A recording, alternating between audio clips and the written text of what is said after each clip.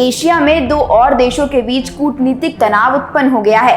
मंगलवार को ईरान की सेना ने पाकिस्तान के बलूचिस्तान में एयर स्ट्राइक कर दी।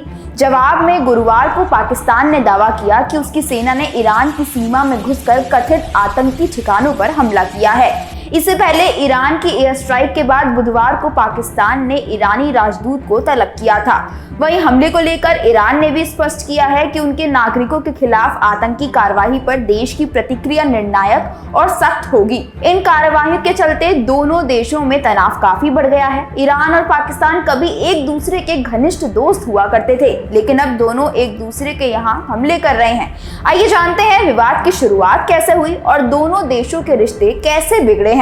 दरअसल दोनों देशों के बीच हालिया तनाव तब उत्पन्न हुआ जब ईरान ने मंगलवार शाम को पाकिस्तान में आतंकी संगठन जैश अल अदल के ठिकानों पर बमबारी की। ईरान के इस्लामिक रेवोल्यूशन गार्ड कॉर्प्स ने बलूचिस्तान प्रांत में एक गांव पर मिसाइल और ड्रोन हमले किए, जिसमें जैश अल अदल के दो प्रमुख मुख्यालय तबाह हो गए।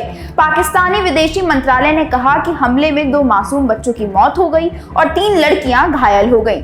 अब पाकिस्तान ने भी आतंकियों के ठिकाने पर मिलिट्री स्ट्राइक करने का दावा किया है। पाकिस्तानी वायुसेना ने ईरान के सिस्तान बलूचिस्तान प्रांत में सरावन शहर में आतंकियों के ठिकानों पर स्ट्राइक की। इस कार्यवाही में 7 विदेशी मारे गए हैं, जिसमें 4 महिलाएं और 3 बच्चे शामिल हैं। ईरान का क्षेत्रफल पाकिस्तान से 2 गुना से भी ज्यादा है, जबकि जनसंख्या पाकिस्तान की लगभग 1/3 है।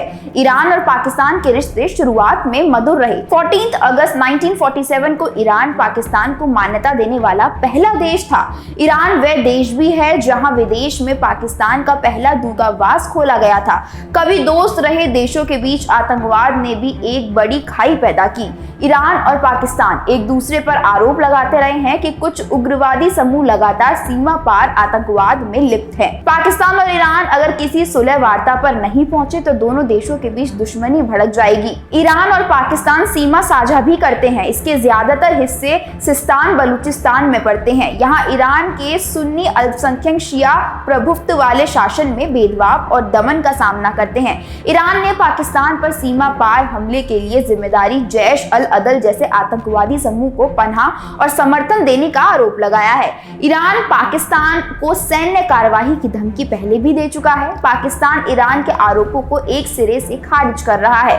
पाकिस्तान का कहना है कि इस इस्लामिक देश की क्षेत्रीय अखंडता का सम्मान ईरान करे। ईरान और पाकिस्तान के बीच क्षेत्रीय प्रतिद्वंद्विता भी बढ़ रही है। दोनों देशों के बीच चले आ रहे व्यापारिक, रक्षा और कूटनीतिक समझौते भी खतरे में पड़ते नजर आ रहे हैं। धन्यवाद।